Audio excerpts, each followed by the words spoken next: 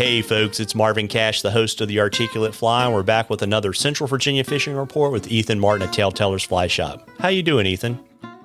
I'm doing great today. How are you doing today? Just trying to stay out of trouble. How's the beach treating you? Oh, I'm enjoying life. We decided to take a little family getaway for kiddo number 3 arrived in July, and so we thought, well, we need to get out there as quick as we can. So we sped off for the week and been just doing some surf fishing, the normal stuff when you go and just sit on a beach with nobody else around.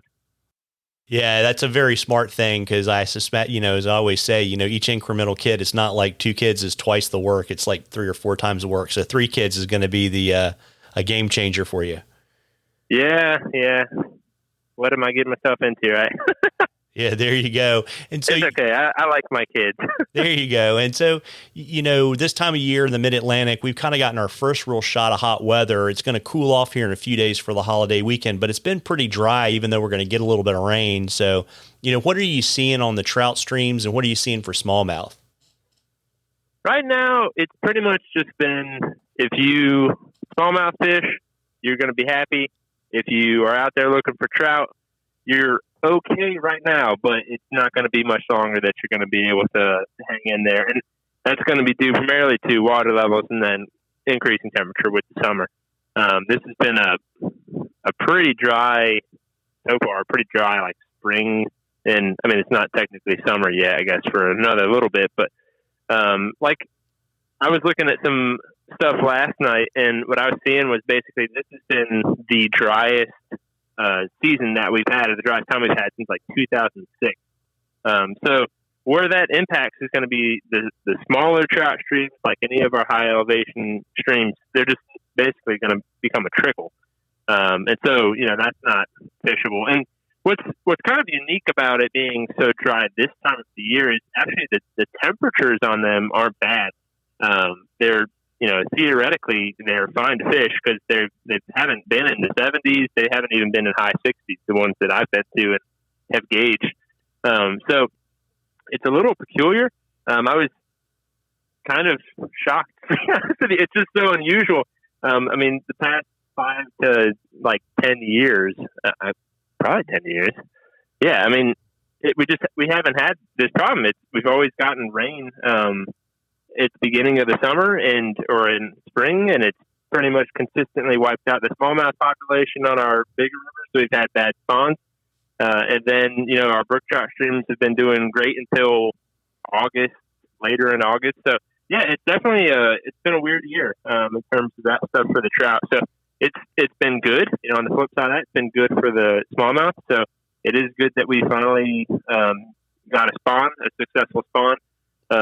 Where we should get a pretty good year class of those fish that'll stay in the river and create future fishing populations. But for this year, it'll be an interesting one, especially as we continue into the summer, seeing how low everything is going to get if we don't get substantial amounts of rain. Yeah, which we probably aren't. And so, on the trout front, what that means is, stealthy approach, longer leaders, and lighter tackle, right? Yeah, that's pretty much what you can always tell yourself. If it's low and clear, you're going to need to be going lighter and usually smaller. If you're thinking smallmouth, that's still pretty much the case. Is we end up going with lighter tippets and longer leaders, as annoying as that can be.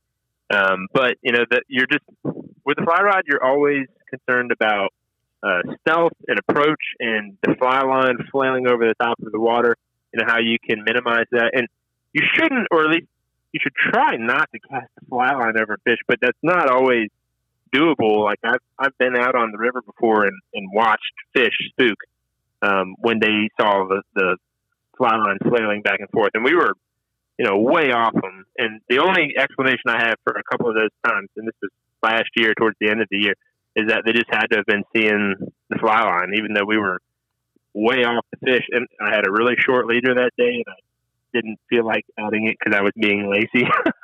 But yeah, it's going to be focus on the casting because it's going to be pretty important this year. Because if you can't cast a longer leader, then you're going to have struggles. Yeah, there you go. And the good news is with it, like you said, one hand giveth, the other hand taketh away. On the smallmouth front, we're getting lower and clear, but it also probably means that the smallmouth are turning on to topwater a little bit earlier than usual. Yeah, for sure. And what that's looked like for most of the people that have been out after them has been an active retrieve of some sort of popper. So either that is a bait fish style pattern or a frog.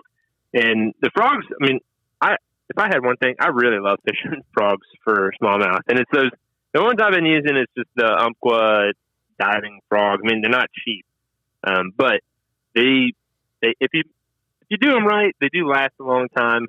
But I usually dip the whole thing in some of that soft head glue that Loon makes, and then UV coat the bottom, and it makes them always land properly, and then they last a lot of fish. So yeah, they're $9 or something like that, but it's a lot of fun. One time you watch a fish one time come up and obliterate that thing, and it's worth every penny. Well, there you go. We've got a question from Ed, and Ed wanted to get kind of your detailed smallmouth leader formulas and setups for fishing topwater and fishing subsurface. If I was breaking down the leaders that I use for smallmouth, most of the time I have 3 different styles of leaders in my little kit bag that I have. And the first one is just we call it a dead drift popper. I mean, that's what it's written on a little mask tape on the outside of the bag. I put it in. But that's a longer leader. So if I'm just dead drifting poppers, and I'm not doing any sort of active retrieve on them or anything like that, I'm usually using 8 or 9 foot leader, and with the option of always going longer. So when we get really clear, I don't have any problems with throwing an extra foot or even 2 foot on the thing and making it 10 foot long leader, which is stupid long. It's really annoying to cast. No way around that one. But what those ones typically, the tip size, or basically the end size of that, is between 12 and 16 pounds. 12 being my preferred, especially, a year like this year. 12 pounds is plenty to land you the fish, but it's not so thick that it's difficult to, or a fish could see it, or it's difficult to get a true dead drift. So that's always what you're playing with when you get really heavy size leaders. So the way that one would taper down, you could get them prepackaged if you wanted to. SA makes a great leader, Umpqua makes a great bass leader. But if you wanted to tie your own, I usually start with either 30 or 40 pounds butt section. So let's say on the casting style dead drift leader, I would have a 3 foot butt section. So the 3 foot is either going to be 30 or 40 pounds, depending on what time of the year it is. If it's late into summer, or kind of the beginning of fall when you get those really windy days, the topwater is still fishing well, then I like to go with the heavier butt section.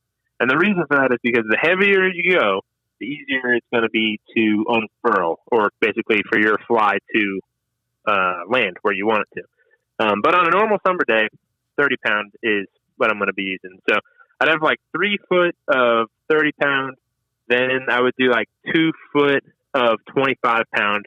So at that point already, you're at 5 foot. And then I'm going to taper down from my 25, and I would go a foot of 20 pound, a foot of 15 pound, and then you can do 2 foot of the 12 pound, or as much as you want, just to kind of get enough of that tippet to where you're not chopping off 1 or 2 flies and then immediately you have to tie on a whole new section because you're running into that blood knot or whatever. So that's going to be the one that I kind of play around with to get to the 8 to 10 foot range, anywhere in there.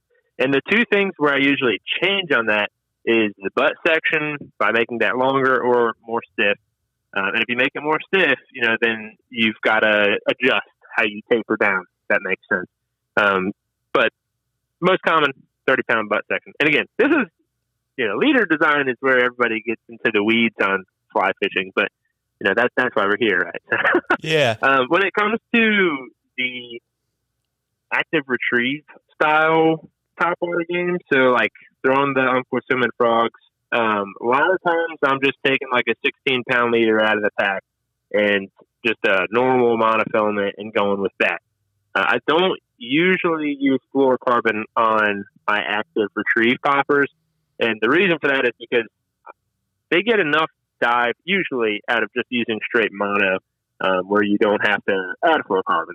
So if you don't know anything about the difference between fluorocarbon and mono, for whoever's listening, fluorocarbon is more dense than monofilament, and so it's going to be a little more hardy. Like it's going to last longer. It's going to be a little better overall in terms of if you're fighting toothy fish, that sort of thing. But it does sink, and so if you're using let's say just like a game changer popper sort of style thing, which I like those. They're pretty cool. And they do really well usually this time of year, like May, early June, before the annual cicadas start showing up. So if I'm doing that right in the packet, usually it's an 8-foot, 16-pound leader. That's what I like to use. If you're making the leader yourself, then again, I would use 30-pound, do 3-foot, 30-pound butt section, then do 2 foot of your 25 pounds. So that's putting you right there at 5 foot. And then I'm going to add a foot each or even 8 inches, so you can play around with the tippet. But let's say a foot of your 20 pound. So now you're at 6 foot, a foot of your 16 pound, or where am I at now with my math? Oh gosh. I'm sitting in a car in a parking lot, so that's where my math. The guy just walked by with an awesome hairdo, so I got distracted. I'm sorry, Marvin. That's all good. Okay, let me back up. So I would say do 3 foot of 30-pound butt section. Then we're going to do 2 foot of your 25-pound section. That's going to be tapering to the 30. So right there, we're at 5 foot. And then we'll add a foot increment until you get to whatever your last section is. So if I'm ending it on 16 pounds, like maximum or whatever, then I'm going to make that section usually be 2 foot long. So the reason that I do that again is the same one on the other style. That way, if you chop off a couple of flies, you're not automatically into a knot. And then if I'm throwing streamers, I don't usually taper my own streamer leaders. And for smallmouth. And the reason for that is because I don't like having 50 different types of fluorocarbon in the boat. So most of the times, if I'm throwing a floating line, which I do pretty much all summer, unless I throw intermediate, but on a floating line, I'm going to take a 9 foot, 16-pound fluorocarbon leader, and that's what I'm going to do for pretty much all of my subsurface. So like throwing clawdads, throwing game changers, anything like that. And the reason is I like the fluorocarbon because it does sink, like I was talking about earlier. And so if you're throwing a 9 foot section, it's not as easy to cast for sure. But you can cast it with a little bit of practice, and it's going to sink enough to where it's just a foot, maybe even 2 foot under the water, which is super helpful when you're at this time of the year when the water is not very deep. So yeah, that's pretty much how I run everything. Is I'll make my own for the topwater stuff or just like normal mono, but as soon as you get into the fluorocarbon world, I don't mess around too much with doing my own tapers or anything, just because it gets expensive. I mean, fluorocarbon is $15 a spool almost. And so the ones of those that I'm using is the Scientific Anglers Absolute Fluorocarbon Leaders, stiffer fluorocarbon than like trout size stuff. And they work great. I mean, I like them. Yeah. And just to back up for folks when you're building your own, are you using Maxima Chameleon? And if you are you, as you get down to the skinnier tapers, are you switching over to kind of what you would call kind of more traditional? I know it's going to be, probably like 0X or something. Yeah, the difference, I actually end up using Maxima Clear most of the time. So the Chameleon is like the brown sort of color. It's like a tannic look to it almost. And I use that when I'm doing like European nymphing, that sort of stuff, so you can see it visibly.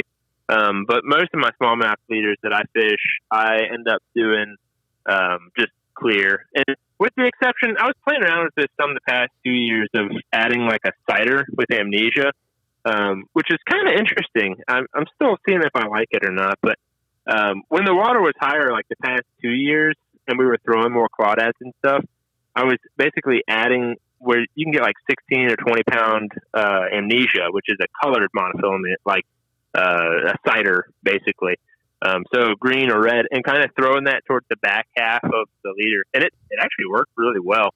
But it's a little more soft than Maxima Clear, so it kind of puts a hinge in the leader. So basically, like, casting's not quite as beautiful as it could be, but you can catch fish. So you can play around with that. I don't think we're going to have to do it much this year with the clear water already, but it's always an option.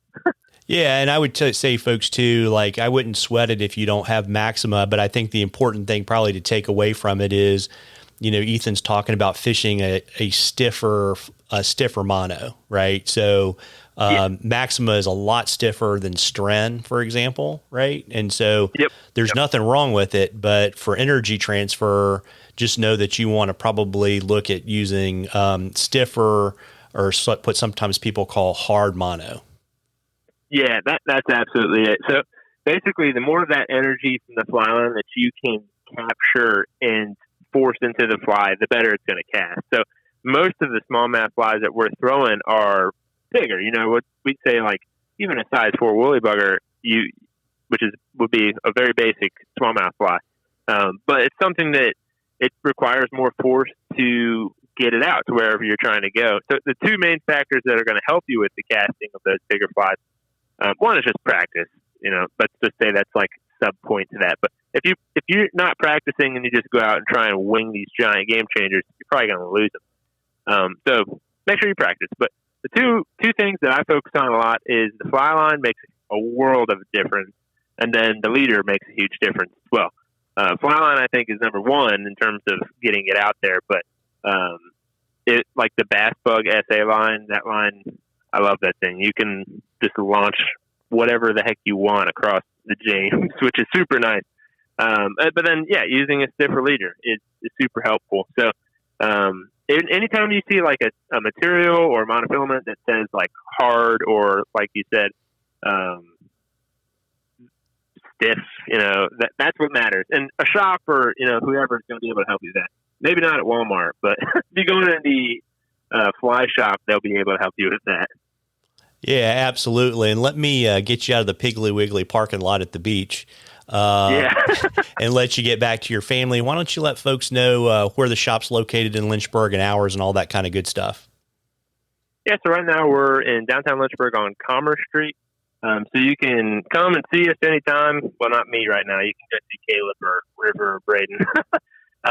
But if you can't make it down to the shop, you know, you can always give us a phone call, shoot us an email, look whatever product we have up online at TaleTellersVA.com. Another way that a lot of people get in contact with us is through Instagram, and it's the same Instagram handle as our website, which is TaleTellersVA, like Virginia, .com. And so any of those ways are pretty easy to get in contact with us. I'd say we're pretty easy to get in contact with, especially, you know, I could be at the beach and I've been answering emails in the evening so my wife doesn't kill me. But, you know, I've been being able to help people, and so, yeah, it's cool.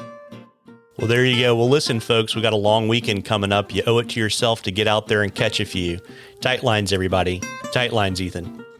Tight lines.